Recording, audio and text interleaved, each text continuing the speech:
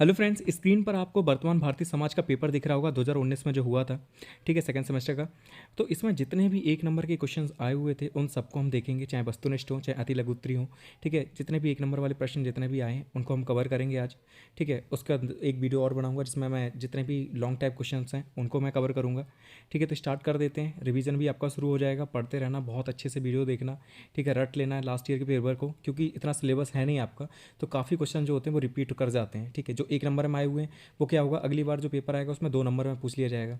ठीक है, जो 2 नंबर में आए हुए हैं हो सकता है वो 1 नंबर में पूछ लिया जाए। तो बस ऐसी चेंजमेंट होता है, उससे ज़्यादा कुछ बाहर से नहीं आता। ठीक है, तो तैयारी शुरू कर दीजिए। तो बस स्टूडेंट्स देख लेते हैं कि पहला प्रश्न क्या है आपका।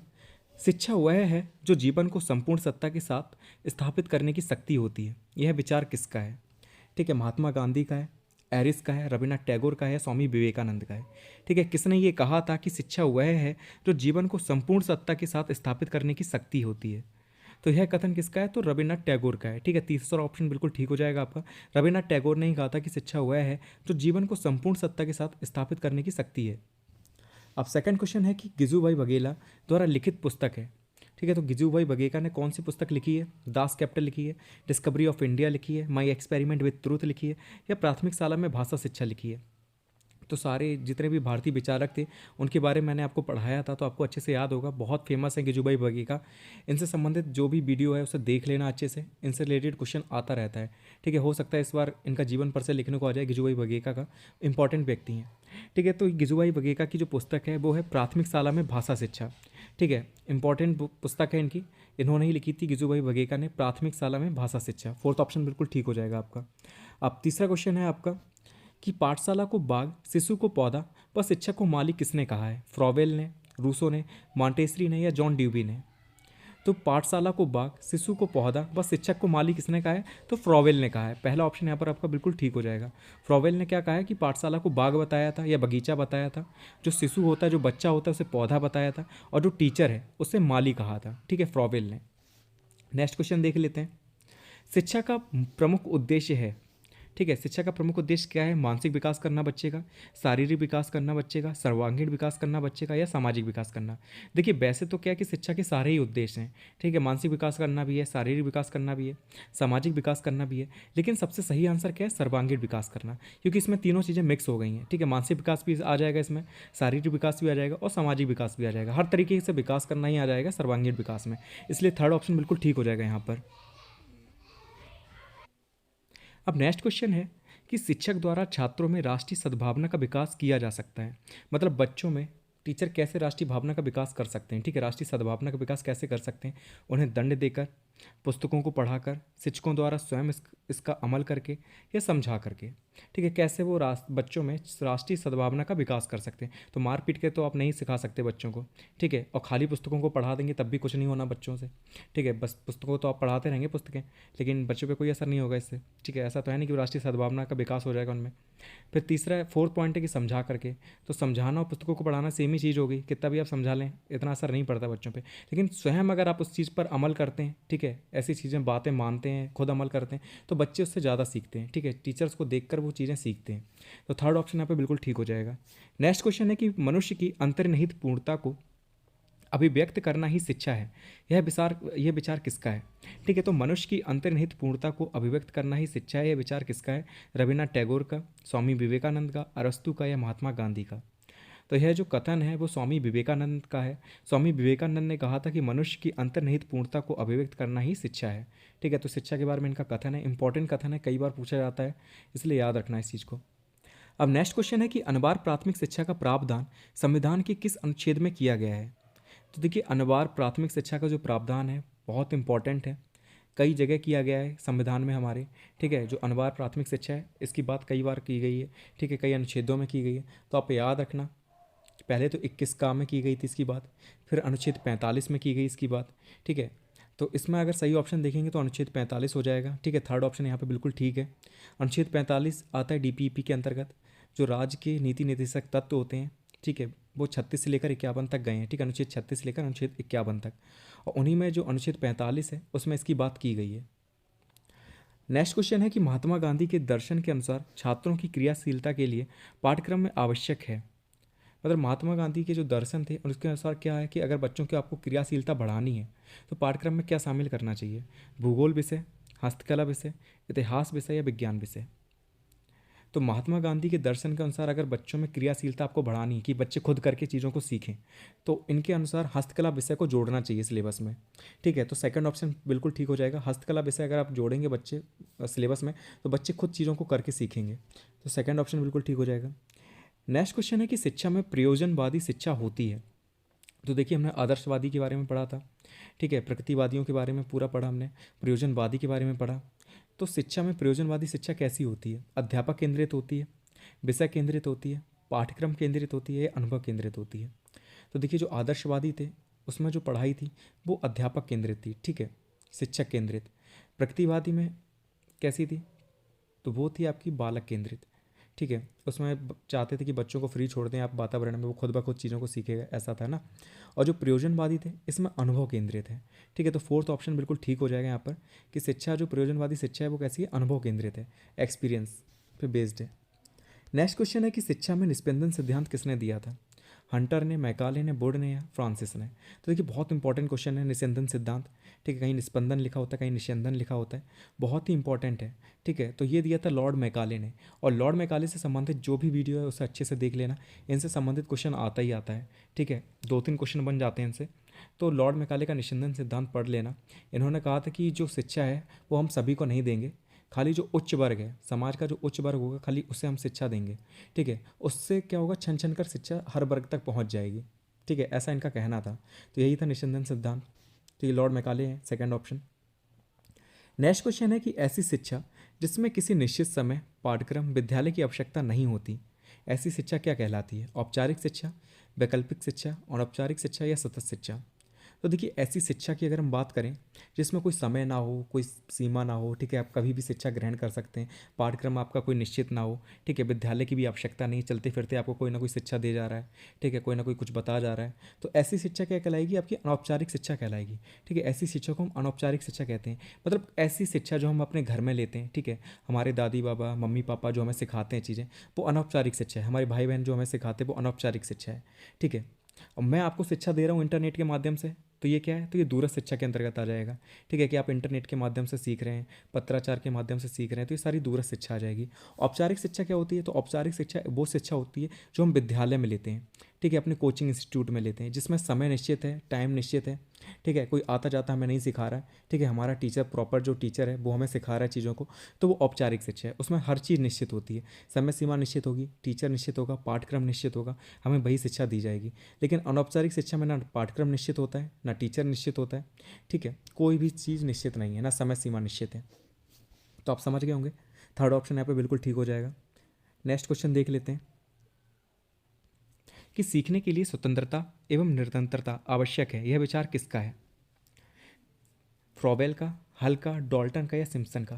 तो सीखने के लिए स्वतंत्रता एवं निरंतरता आवश्यक है, ये किसने कहा था? तो फ्रॉबेल ने कहा था, ठीक है, तो ए ऑप्शन बिल्कुल ठीक हो जाएगा, फ्रॉबेल ने कहा था। नेक्स्ट क्वेश्चन है कि बौद्ध शिक्षा का प्रमुख केंद्र था हस्तिनापुर, नालंदा, कोलकाता या अहमदाबाद? तो देखिए बौद्ध शिक्षा की बात हो रही है, बहुत अच्छे से बौद्धकालीन शिक्षा के बारे में हमने पढ़ा था कि बौद्धकालीन शिक्षा का जो प्रमुख केंद्र था वो नालंदा था, नालंदा विश्वविद्यालय। और यही नालंदा विश्वविद्यालय है जहाँ पर हेनसांग आया था हर्षवर्धन के समय में शिक्षा ग्रहण करने के लिए, और यही नालंदा विश्वविद्यालय जहाँ पर आग लगा दी गई थी, ठीक है, बख्तियार खिलजी ने इसमें आग लगाई थी, और कहा जाता है कि 6 महीने तक आग लगती रही थी, मतलब जलता रहा था ये। इसके पुस्तकालय में कई ऐसी किताबें थी, प्राचीन कालीन किताबें, जो 6 महीने तक जलती रहीं। अगर वो आज के समय में होती तो शायद बहुत सारी चीज़ें पॉसिबल थी, ठीक है, स्वास्थ्य विभाग के लिए, कई चीज़ों के लिए, ठीक है, तो काफ़ी इंपॉर्टेंट बुक्स थी जो उसमें जल गई थी, ठीक है, तो नालंदा यहाँ पर ठीक हो जाएगा, बौद्धकालीन शिक्षा का केंद्र। नेक्स्ट क्वेश्चन है कि सभी धर्मों के प्रति सहनशील अध्ययन को प्रोत्साहित करने का सुझाव किसने दिया? वर्धा योजना ने, कामत योजना ने, कोठारी आयोग ने या राधाकृष्णन आयोग ने? तो देखिए सभी धर्मों के प्रति सहनशील होना चाहिए, ठीक है, तो सहनशील अध्ययन को प्रोत्साहित किसने किया था? तो आपके कोठारी आयोग ने किया था, ठीक है, इसका गठन हुआ था 1964 में, ठीक है, और इसके जो अध्यक्ष थे वो थे डॉक्टर DS कोठारी, ठीक है, दौलत करके कुछ नाम था इनका। तो याद रखना कि सभी धर्मों के प्रति सहनशील अध्ययन को प्रोत्साहित करने का सुझाव किसने दिया? तो डॉक्टर DS कोठारी ने दिया था, या कोठारी आयोग ने दिया था, जिसका गठन हुआ था 1964 में। और नेक्स्ट क्वेश्चन है कि जॉन डीवी द्वारा लिखित पुस्तक है द रिपब्लिक, दास कैपिटल, सी मार्क, या डेमोक्रेसी एंड एजुकेशन। तो कौन सी पुस्तक है जो जॉन डीवी ने लिखी? बहुत इंपॉर्टेंट व्यक्ति हैं जॉन डीवी भी, ठीक है। अगर आप जो विदेशी विचारक थे, ठीक है, अगर उनके बारे में पढ़ रहे हैं तो डीबी के बारे में ज़रूर पढ़ लेना। जॉन डीबी इंपॉर्टेंट व्यक्ति हैं, ठीक है। इनसे संबंधित कई क्वेश्चन आते हैं, ठीक है। अगर पूछा जाता है कि त्रिमुखी जो प्रक्रिया थी शिक्षा की वो किसने दी थी, तो इन्होंने ही दी थी, जॉन डीबी ने, ठीक है। जिन्होंने बताया था कि इंपॉर्टेंट क्या क्या चीज़ें हैं, एक शिक्षक इंपॉर्टेंट है, एक स्टूडेंट इंपॉर्टेंट है, और थर्ड पाठ्यक्रम इंपॉर्टेंट है, ठीक है। वैसे दो ध्रुवी चलता था, ठीक है, जो रॉस ने दिया था, एडम्स ने दिया था कि खाली टीचर और स्टूडेंट इंपॉर्टेंट है और कोई भी चीज़ इंपॉर्टेंट नहीं, लेकिन इन्होंने त्रिध्रुवी बताया था कि नहीं, पाठ्यक्रम को भी उतना ही इंपॉर्टेंस दिया जाए, ठीक है। तो जॉन डीवी जो थे, इन्होंने पुस्तक कौन सी लिखी? तो डेमोक्रेसी एंड एजुकेशन, ठीक है। फोर्थ ऑप्शन बिल्कुल ठीक हो जाएगा यहाँ पर। अब हम आ गए हैं अति लघु उत्तरीय प्रश्न पर। तो इसका जो पहला प्रश्न है, इससे भी आपको पता है 1 नंबर में आता है। इसमें आप एक लाइन लिख सकते हैं, ठीक है, एक ही लाइन लिखनी है, चाहे 1-2 लाइन और बढ़ा सकते हैं, कोई दिक्कत नहीं है, ठीक है। लेकिन खाली सीधा सीधा आंसर मत लिखना, एक लाइन तो लिख ही देना। तो बुनियादी शिक्षा का जनक किसे माना जाता है? तो बुनियादी शिक्षा की अवधारणा जो थी किसने दी थी? तो महात्मा गांधी ने दी थी। इसलिए बुनियादी शिक्षा का जो जनक है वो महात्मा गांधी को ही माना जाता है, ठीक है। इसे नई तालीम भी कहा जाता था बुनियादी शिक्षा को, ठीक है। तो ये चीज़ भी याद रखना। तो नेक्स्ट क्वेश्चन है कि एनसीटीई से संबंधित उत्तर प्रदेश का कार्य कहाँ से होता है? तो ये क्वेश्चन मुझे कुछ ज़्यादा समझ में नहीं आया कि इसमें क्या कहना चाह रहा है, क्योंकि एनसीटीई की जो हेड ऑफिस है वो आपका नई दिल्ली में है, ठीक है, और 4 इसके रीजनल ऑफिस हैं, ठीक है, जिसे हम क्षेत्रीय स्तर पर बताते हैं जो ऑफिस हैं, तो वो 4 हैं। तो पहला आपका जयपुर में है, दूसरा आपका भोपाल में है, तीसरा आपका भुवनेश्वर में है, और फोर्थ आपका बेंगलोर में है, ठीक है। तो 4 रीजनल ऑफिस हैं और एक हेड ऑफिस है नई दिल्ली में। नेक्स्ट क्वेश्चन है कि ग्राम शिक्षा समिति का अध्यक्ष होता है, ठीक है। तो ग्राम शिक्षा समिति का अध्यक्ष कौन होता है? प्रधान होता है या सरपंच होता है, ठीक है, याद रखना इस चीज़ को। फिर नेक्स्ट क्वेश्चन है कि बौद्धकालीन शिक्षा का प्रमुख उद्देश्य बता। तो बौद्धकालीन शिक्षा का प्रमुख उद्देश्य क्या हो जाएगा? तो देखिए, जितनी भी शिक्षाएं होती हैं उनके उद्देश्य सेम ही होते हैं, चाहे बौद्धकालीन हो, चाहे वैदिक कालीन हो, चाहे मुस्लिम कालीन हो। बस एक डिफरेंस देखने को मिलेगा कि मुस्लिम कालीन में क्या है कि मुस्लिम धर्म का प्रचार प्रसार करना है, बौद्ध कालीन में क्या है कि बौद्ध धर्म का प्रचार प्रसार करना, ये चीज़ जुड़ जाएगी। दूसरा क्या है कि चरित्र का विकास करना, व्यक्तित्व का विकास करना, स्त्री के बच्चे का सर्वांगीण विकास करना, ये सारे ही क्या है? उद्देश्य हैं, ठीक है। यही चीज़ आप लिख देंगे। फिर है कि बुनियादी शिक्षा का अर्थ बताइए। अब बुनियादी शिक्षा किसने दी थी? तो महात्मा गांधी ने दी थी। इसका अर्थ पूछा है। तो बुनियादी शिक्षा का तात्पर्य शिक्षा की उस प्रणाली से है जिसमें विभिन्न प्रकार के हस्तशिल्पों का प्रशिक्षण प्रदान करते हुए बालकों का शारीरिक, मानसिक, नैतिक, सामाजिक और आध्यात्मिक विकास करना है और शिक्षा को आत्मनिर्भर बनाने का प्रयास किया जाता है, ठीक है। तो बुनियादी शिक्षा महात्मा गांधी ने दी थी, आपको पता है, ठीक है। इन्होंने क्या कहा था कि इस बुनियादी शिक्षा से तात्पर्य उस शिक्षा प्रणाली से है जिसमें जो बालक हैं उन्हें विभिन्न प्रकार के हस्तशिल्पों को प्रशिक्षण करना है, ठीक है। हस्तशिल्प जितने भी होते हैं उनका प्रशिक्षण देना है बालकों को, और उनका शारीरिक, मानसिक, सामाजिक, नैतिक हर तरीके का विकास करना है, ठीक है। और क्या करना है? उन्हें आत्मनिर्भर बनाने का प्रयास करना है, ठीक है, कि बालक आत्मनिर्भर बने, ठीक है, खुद चीज़ों को सीखे, ठीक है, फिर आगे खुद बढ़ सके। तो ऐसा इनका कहना था कि जितने भी बालक हैं उन्हें क्या करो? हस्तशिल्प सिखाओ, जैसे कि बुनाई, कताई, ये सारी चीज़ें, ठीक है, कला वगैरह, ये सारी चीज़ें सिखाओ तो वो आत्मनिर्भर बन सकें। ये महात्मा गांधी का कहना था बुनियादी शिक्षा के मतलब से। नेक्स्ट क्वेश्चन देख लेते हैं। नेक्स्ट क्वेश्चन है कि छात्र छात्राओं में मूल्यों के विकास हेतु कौन कौन से जनसंचार साधन हैं, ठीक है। तो मूल्यों का विकास करने के लिए कौन कौन से जनसंचार के साधन?